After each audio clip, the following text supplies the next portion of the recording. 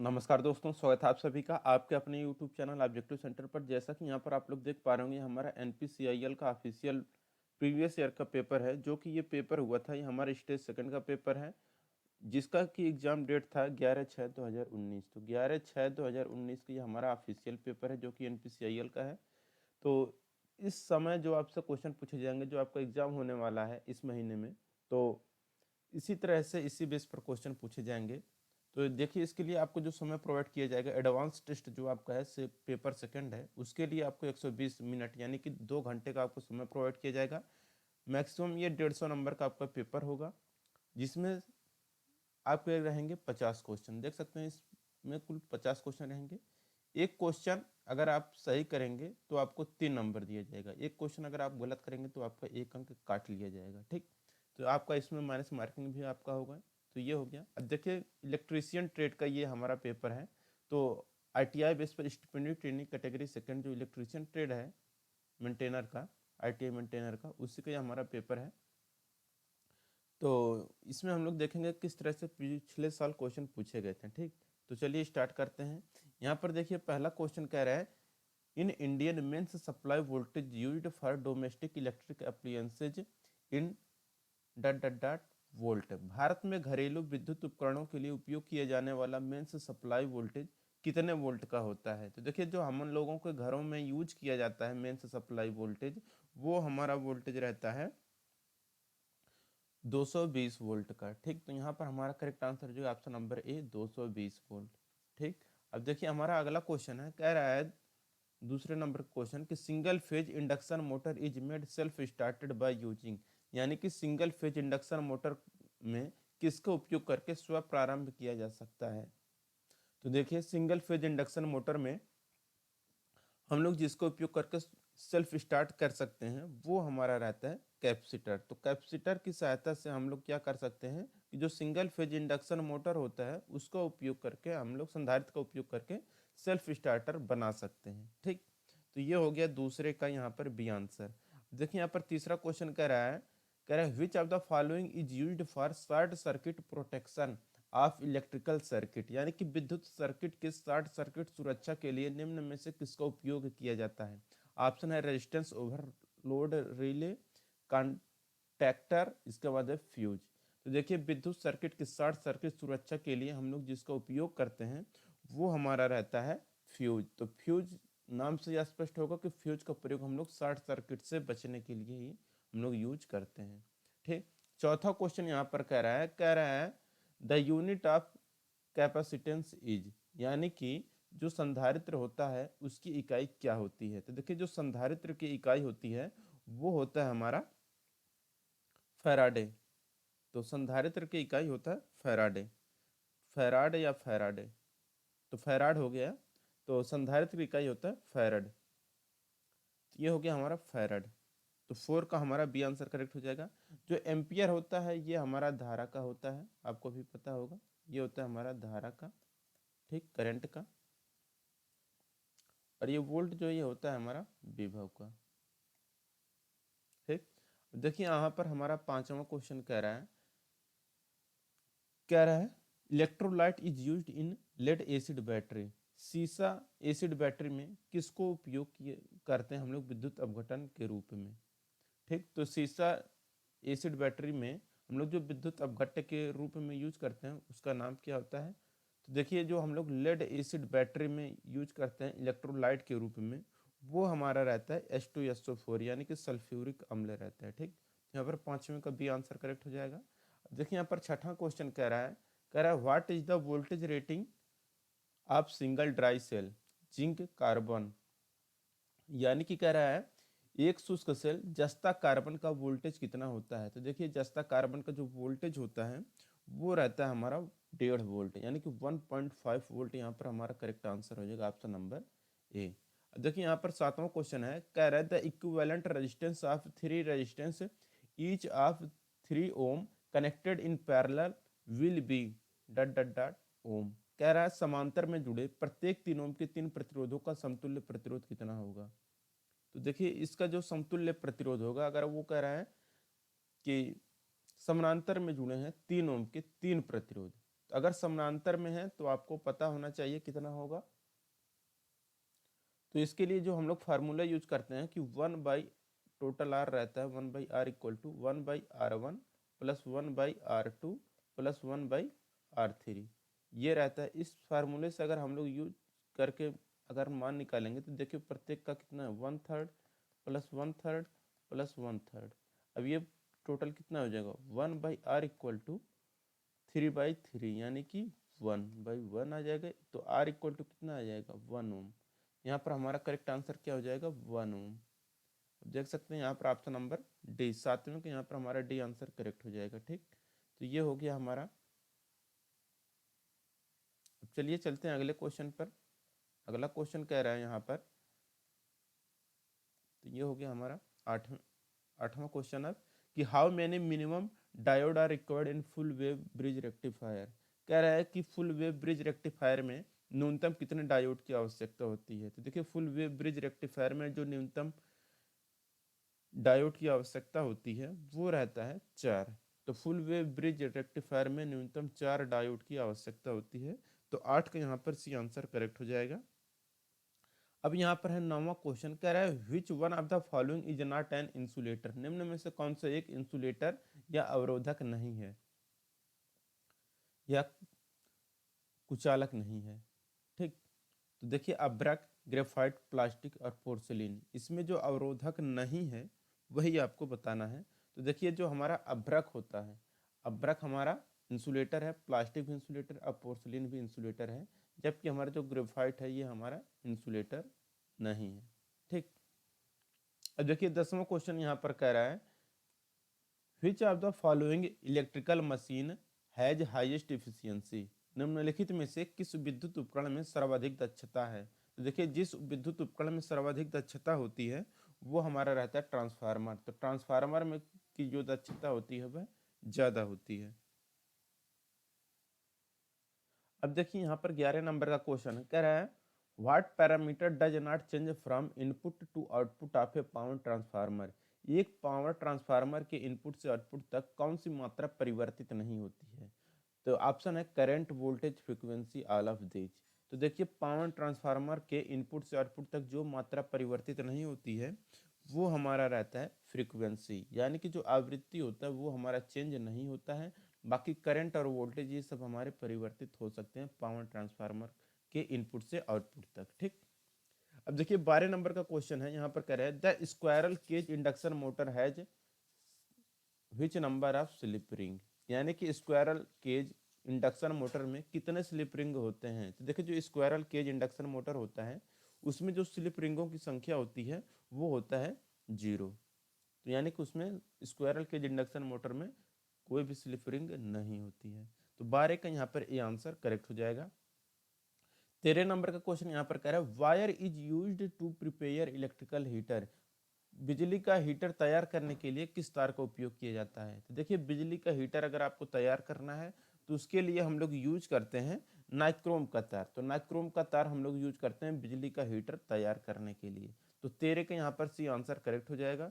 14 number का question यहाँ पर कह रहा है which of the following is related to Ohm law. निम्न में से कौन ओम सूत्र का पालन हो रहा है। तो देखिए आपको भी पता होगा ओम का जो सूत्र का पालन करता है वो होता है हमारा V equal to I R होता है, हमें भी पता है। तो यहाँ पर ऐसा ऑप्शन नंबर डी में दिख रहा है, तो ऑप्शन नंबर डी यहाँ पर V equal to I R correct हो जाएगा। ठीक, अब देखिए यहाँ पर 15 नंबर का क्वेश्चन है a region around a stationary electrical charge has.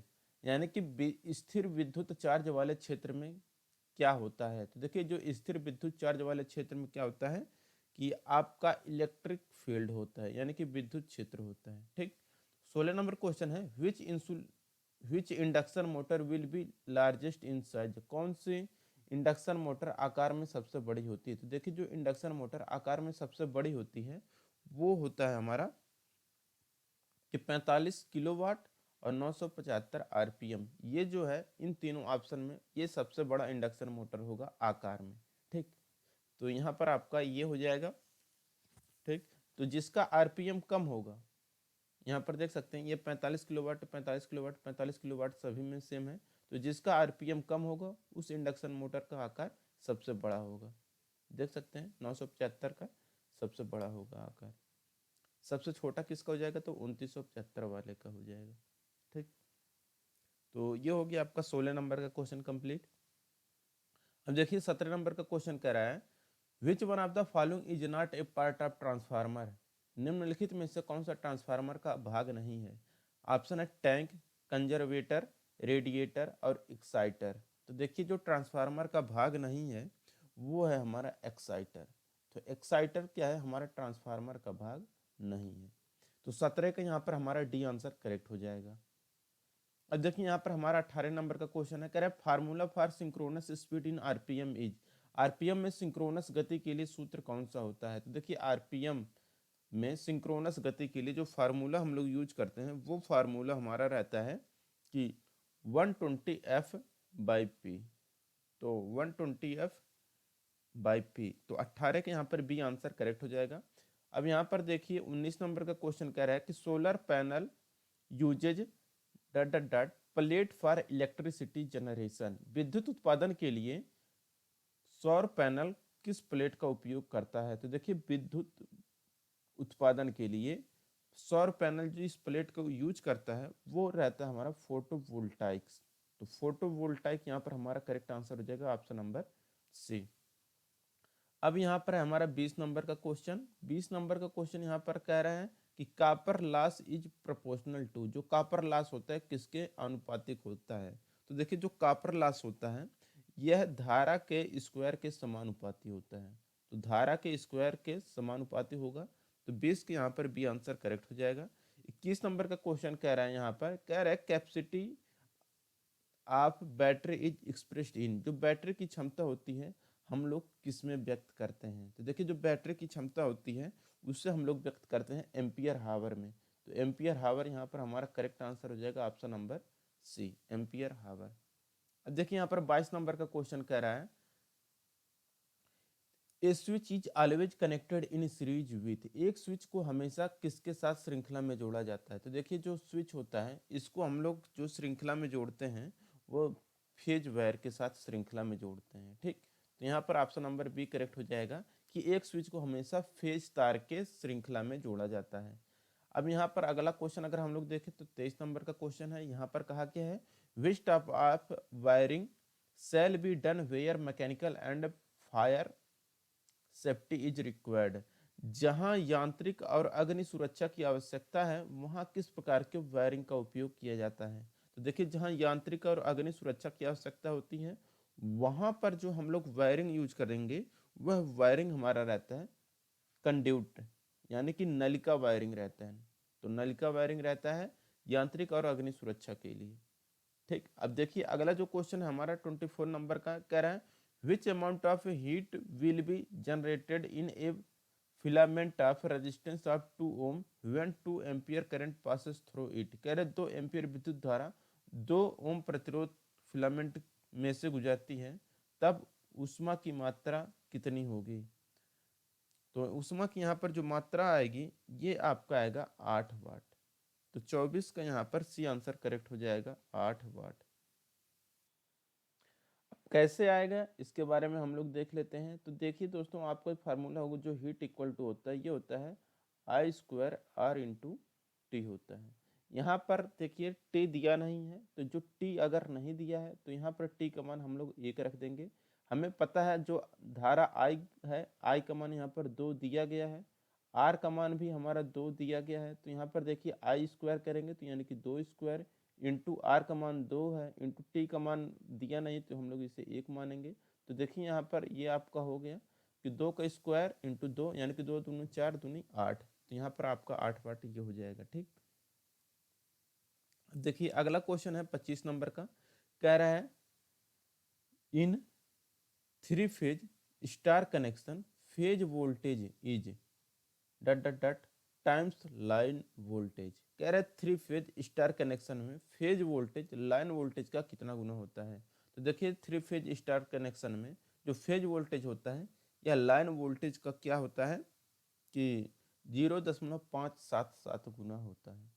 यहाँ पर इसका 25 का ये आंसर करेक्ट हो जाएगा। अब यहाँ पर अगला है 26 नंबर का क्वेश्चन, कह रहे in electrical wiring which colour wire is used for grounding, विद्युत वायरिंग में किस रंग का तार ग्राउंडिंग के लिए उपयोग किया जाता है। तो दोस्तों यहाँ पर कह रहा है कि ग्राउंडिंग के लिए, तो देखिए अगर आपको ग्राउंडिंग करना है तो उसमें जो हम लोग विद्युत वायर यूज करते हैं उस वायर का जो रंग होता है वो हमारा रहता है हरा। हरा यहाँ पर ग्रीन यहाँ पर करेक्ट आंसर हो जाएगा। अगला क्वेश्चन यहाँ पर कह रहा है 27 नंबर का, कह रहा है the power factor of pure resistive circuit is, कह रहे हो जो शुद्ध प्रतिरोधक सर्किट होता है उसका पावर फैक्टर कितना होता है। तो देखिए शुद्ध प्रतिरोधक सर्किट जो होता है उसका जो पावर फैक्टर होता है वो होता है 1। ठीक, तो यहाँ पर आपका करेक्ट आंसर हो जाएगा option number A, option number B 1 correct हो जाएगा यहाँ पर, ऑप्शन नंबर बी 1। तो 27 का यहाँ पर बी आंसर करेक्ट हो गया। 28 नंबर का क्वेश्चन यहाँ पर कह रहा है specific gravity of electrolyte in a fully charge lead acid cell is approximately, एक पूरी तरह से चार्ज किए गए सीसा एसिड सेल में इलेक्ट्रोलाइट का विशिष्ट गुरुत्व लगभग कितना होता है। तो देखिए एक पूरी तरह से चार्ज किए गए सीसा एसिड सेल में इलेक्ट्रोलाइट का विशिष्ट जो गुरुत्व होता है यह लगभग होता है आपका 1.20 के। तो यहाँ पर 28 का सी आंसर करेक्ट हो जाएगा। अब यहाँ पर 29 नंबर का क्वेश्चन, 29 नंबर का क्वेश्चन यहाँ पर कह रहा है which of the following protects A cable from physical damage, कह रहा है निम्नलिखित में से कौन सा एक केबल भौतिक नुकसान से बचाता है। तो देखिए दोस्तों जो भौतिक नुकसान से जो केबल बचाता है वो हमारा रहता है आर्मर। ठीक, तो आर्मर यहाँ पर आपका करेक्ट आंसर हो जाएगा 29 का ए।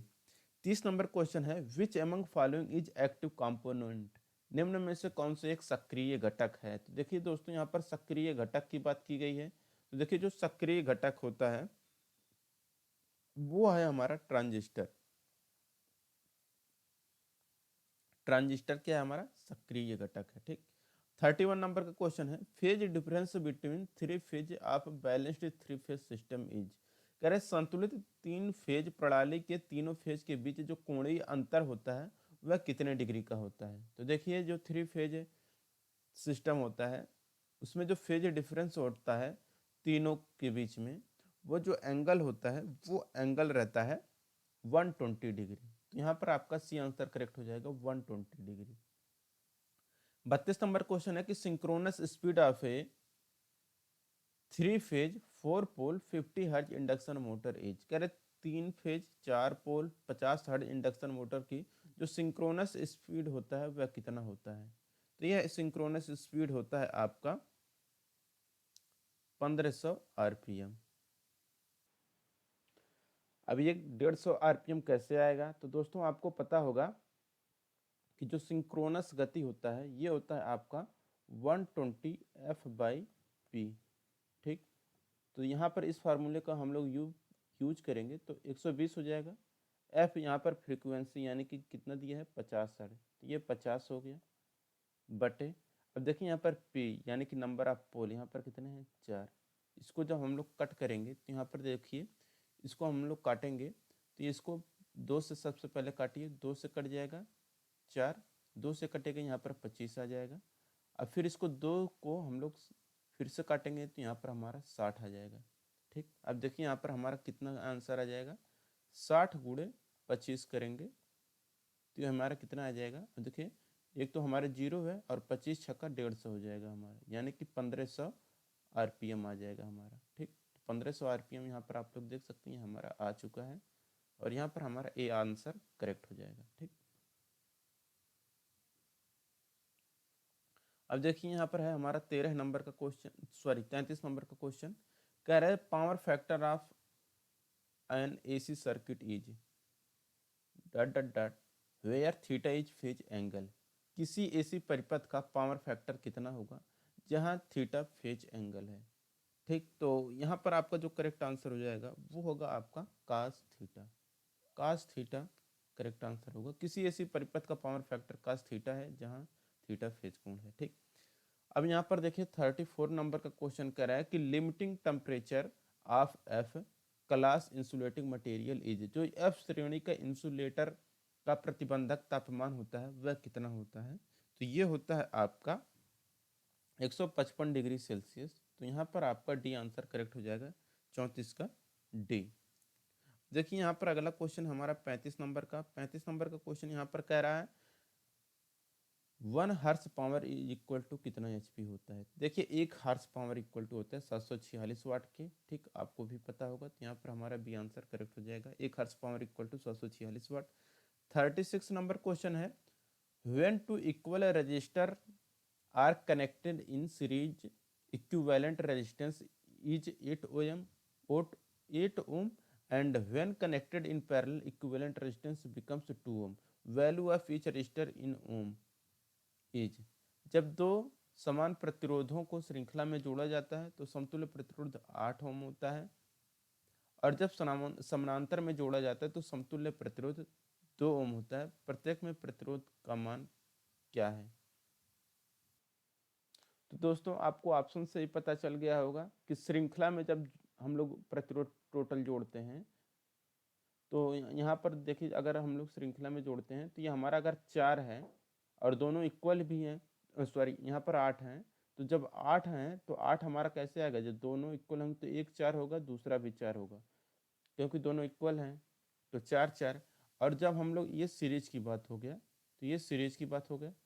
जब पैरेलल में रहता है तो जो हमारा रहता है उसका आधा आधा हो जाता है, यानी कि जब दो इक्वल हैं तो 4 4 हैं, तो जो हमारा इक्विवेलेंट आता है वो हमारा 2 आ जाएगा। ठीक, तो यही हो जाएगा हमारा, यानी कि 4 ऑप्शन यहाँ पर करेक्ट हो जाएगा, ऑप्शन नंबर डी। ठीक, यहाँ पर 4 हो जाएगा। 37 नंबर का क्वेश्चन है, कह रहे EHV system is generally used for dot dot dot of electricity. EHV प्रणाली का उपयोग आमतौर पर बिजली के किसके लिए यूज किया जाता है। तो EHV प्रणाली का हम लोग जो यूज करते हैं ये करते हैं ट्रांसमिशन में। तो यहाँ पर इसका हमारा करेक्ट आंसर हो जाएगा ऑप्शन नंबर सी, संचारण।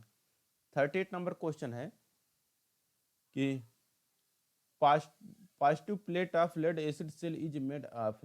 सीसा एसिड सेल की धनात्मक प्लेट किसकी बनी होती है। तो देखिए जो सीसा एसिड सेल की जो धनात्मक प्लेट होती है यह बनाई जाती है आपका लेड डाइऑक्साइड से। ठीक, यहाँ पर इसका डी आंसर करेक्ट हो जाएगा। 39 नंबर का क्वेश्चन कर रहा है for sine wave RPM value is equal to कितना होता है। तो देखिए साइन तरंग के लिए वर्ग माध्य मूल मान कितना होता है, लास्ट में इनटू अधिकतम मान। ये यहाँ पर आगे क्या भरा जाएगा, यहाँ पर जो है क्या भरा जाएगा यही आपको बताना है। यहाँ पर आपका रहेगा 0.707। यहाँ पर आपका ये आंसर करेक्ट हो जाएगा कि वर्ग माध्य मूल मान जो होगा वह 0.707 इंटू अधिकतम मान होता है। ठीक, अब देखिए यहाँ पर है अगला क्वेश्चन हमारा 40 नंबर का, कह रहा है the tube of fluorescent lamp is filled with. Fluorescent lamp की ट्यूब किससे भरी होती है। तो देखिए जो फ्लोरोसेंट लैंप की जो ट्यूब होती है ये जो भरी जाती है ये रहता है आपका हीलियम और आर्गन से। तो यहाँ पर Hg एंड Ar आपका करेक्ट आंसर हो जाएगा 40 का डी। देखिए 41 नंबर का क्वेश्चन यहाँ पर कह रहा है कि generally resistance of shunt used in ammeter is of which value. आमतौर पर एमीटर में प्रयुक्त शंट के प्रतिरोध का मान कितना होता है। तो देखिए आमतौर पर जो एमीटर हम लोग यूज करते हैं शंट प्रतिरोध का मान जो होता है उसमें वो हमारा रहता है वेरी लो, यानी कि बहुत कम होता है। तो यहाँ पर हमारा बी आंसर करेक्ट हो जाएगा वेरी लो। ठीक, अब देखिए यहाँ पर 42 नंबर क्वेश्चन है capacity of transformer is generally expressed in. जो ट्रांसफार्मर होता है उसकी जो क्षमता होती है उसको हम लोग आमतौर पर किस में व्यक्त करते हैं। देखिए जो ट्रांसफार्मर की क्षमता होती है उससे हम लोग व्यक्त करते हैं MVA में। यहाँ पर MVA यहाँ पर करेक्ट आंसर हो जाएगा मेगा वोल्ट एम्पियर। ठीक, तो 42 का यहाँ पर सी आंसर करेक्ट हो जाएगा।